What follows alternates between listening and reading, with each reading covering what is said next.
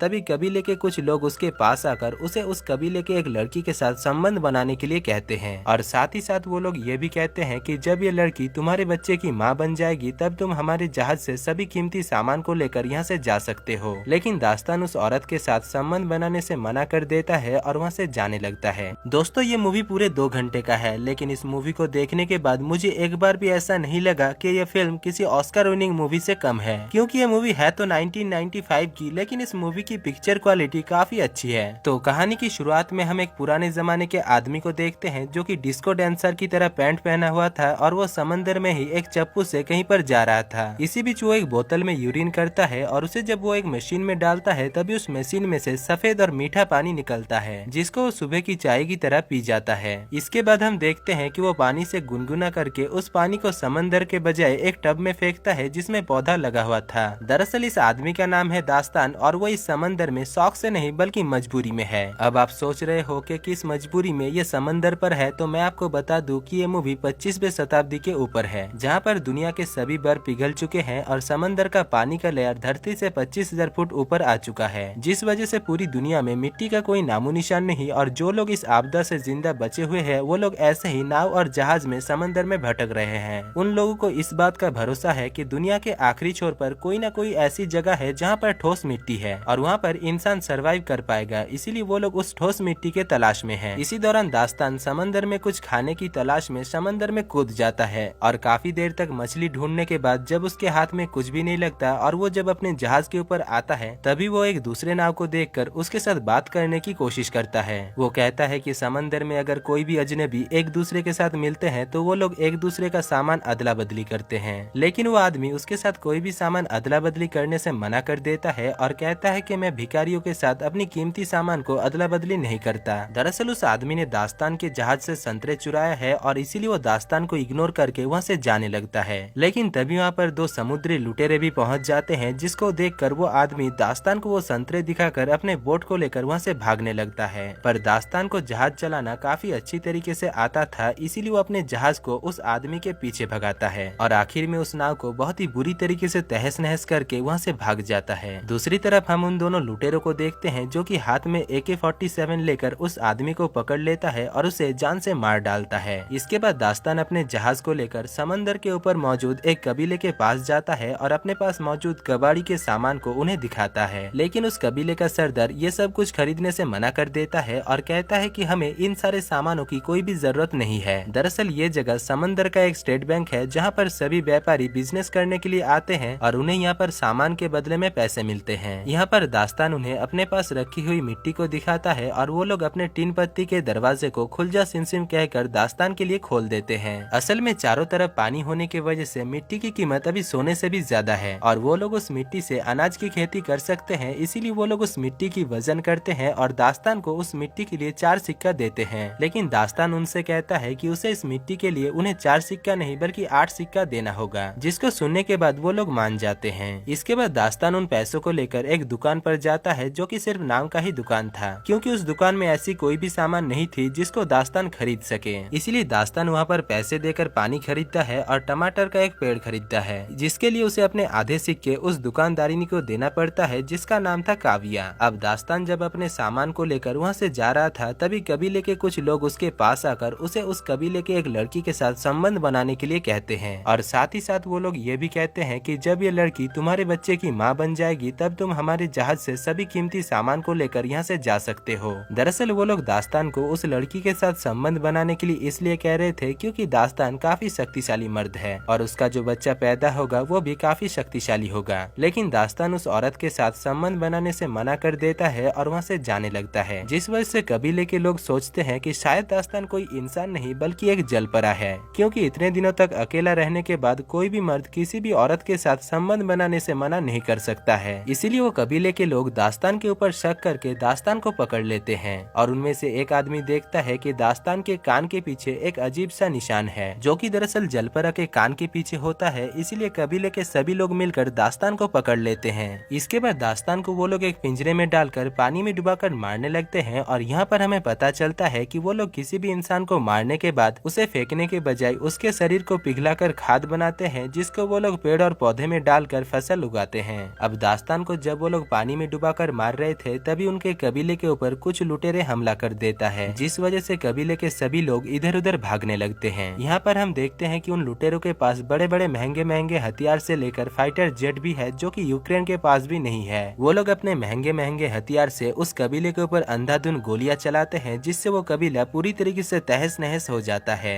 इधर काव्या दास्तान को डूबते हुए देखकर उसके पास आती है और उससे कहती है कि वो उसे बचा सकती है, लेकिन इसके लिए दास्तान को उसे अपने साथ अपने जहाज में लेकर जाना होगा। जिसके बाद दास्तान मान जाता है और वो काव्या और उसकी बेटी जिसकी नाम थी जूलिया, उन दोनों को लेकर अपने जहाज से वहाँ से निकल पड़ता है। यहाँ पर हमें पता चलता है कि जूलिया के पीठ के पीछे एक नक्शा है, जो कि दरअसल उस जगह का नक्शा है जहाँ पर ठोस मिट्टी है, यानी जहाँ पर जमीन है। साथ ही साथ हमें ये भी पता चलता है कि दास्तान सच में एक जलपरा है और वो पानी के अंदर भी सांस ले सकता है। यहाँ पर दास्तान काव्या से कहता है कि काव्या और उसकी बेटी में से किसी को मरना होगा, क्योंकि उनके पास पीने के लिए ज्यादा पानी नहीं है और अगर उनमें से कोई भी नहीं मरती है तो वो तीनों ही पानी की वजह से मारे जाएंगे। जिसको सुनने के बाद काव्या काफी परेशान हो जाती है, लेकिन वो किसी तरीके से दास्तान को मना लेती है। दूसरी तरफ हम उस लुटेरों के सरदार को देखते हैं जिसका नाम था अंधेरा, और वो अपने साथियों से कहता है कि उसे किसी भी हालत में वो बच्ची चाहिए जिसके पीठ में वो धरती का नक्शा है। अब अंधेरा अपने सभी साथियों को जश्न करने के लिए सिगरेट फेंकता है और तभी एक बूढ़ा आदमी अंधेरा से कहता है कि सरदार, जहाज का तेल कुछ ही दिनों के अंदर खत्म होने वाला है। जिसको सुनने के बाद अंधेरा बावला हो जाता है और यहाँ पर हमें पता चलता है कि अंधेरा अंधा होने के साथ साथ सनकी भी है, क्योंकि वो सिगरेट जलाने के बाद माचिस की तीली को पेट्रोल के टैंक में फेंक रहा था। पर इससे पहले कि उनके जहाज का सत्यानाश होता, एक आदमी माचिस की तीली को पकड़ लेता है और वो लोग बच जाते हैं। खैर, यहाँ पर अंधेरा अपने एयरफोर्स को उस टैटू वाली लड़की को पकड़ने के लिए भेज देता है। दूसरी तरफ हम दास्तान को देखते हैं जो कि अपने जहाज में काव्या और जूलिया को लेकर वहाँ से जा रहा था, लेकिन तभी वहाँ पर एक एयरफोर्स आकर उनके ऊपर हमला कर देता है, जिसको देखकर दास्तान हथियार लाने के लिए जहाज के नीचे जाता है। इधर काव्या को लगती है कि दास्तान उस एयरफोर्स को देखकर वहाँ से भाग गया है, इसीलिए काव्या वहाँ पर मौजूद एक हथियार से उस फाइटर प्लेन के ऊपर शूट करती है और वो रस्सी सीधा जाकर उस प्लेन में अटक जाता है, जिस वजह से वो प्लेन उस जहाज के चारों तरफ गोल गोल घूमने लगता है। पर तभी वहाँ पर दास्तान आकर किसी तरीके से उस रस्सी को काट देता है, जिससे वो प्लेन फ्री होकर वहाँ से चला जाता है। अब क्योंकि काव्या ने ही ये सब कुछ की थी, इसलिए दास्तान काव्या के ऊपर गुस्सा होकर उसकी और उसकी बेटी की बाल को काट देता है। इसके बाद जब वो लोग समंदर में भटक रहे थे तभी उन्हें एक दूसरा बोट नजर आता है, जिसको देखकर काव्या दास्तान से कहती है कि हमें उस बोट के पास जाना चाहिए ताकि हमें उस बोट से खाने के लिए कुछ सामान मिल सके। लेकिन दास्तान उस नाव के पास जाना तो नहीं चाहता था, पर फिर भी काव्या के बातों पर आकर वो उस आदमी के पास जाता है। वहाँ पर पहुंचकर दास्तान को पता चलता है कि वो आदमी सनकी है और वो काव्या को खरीदना चाहता है, लेकिन उसके पास इसके बदले में दास्तान को देने के लिए कुछ भी नहीं है। दूसरी तरफ वो आदमी दास्तान को एक डिब्बे भर कागज दिखाता है, और क्योंकि कागज की कीमत अभी काफी ज्यादा है और दुनिया में कहीं पर भी कागज नहीं है, इसलिए दास्तान काव्या को आधे घंटे के लिए उस कागज के बदले में उस सनकी को दे देता है। लेकिन जब वो सनकी काव्या की वस्त्र हरण कर रहा था तभी वहाँ पर दास्तान पहुँच जाता है और वो सनकी से कहता है कि हमारा डील खत्म हुआ, जबकि उसे काव्या के साथ 5 मिनट भी नहीं हुआ था। इसीलिए उस सनकी का दिमाग सटक जाता है और वो एक चाकू लेकर दास्तान को मारने की कोशिश करता है, पर दास्तान काफी शक्तिशाली था, इसीलिए उल्टा दास्तान ही उस आदमी को जान से मार डालता है। अब दास्तान को पता था कि काव्या और जूलिया भूखी है, इसीलिए दास्तान पानी में कूद जाता है और एक मछली को पकड़ कर लाता है, जिसके बाद वो सभी मिलकर उस मछली का भोजन करते हैं। और साथ ही साथ हमें ये भी देखने को मिलता है कि जैसे जैसे दिन गुजर रहा था, दास्तान और काव्या काफी करीब आ गए थे और वो दोनों काफी अच्छे दोस्त भी बन चुके थे।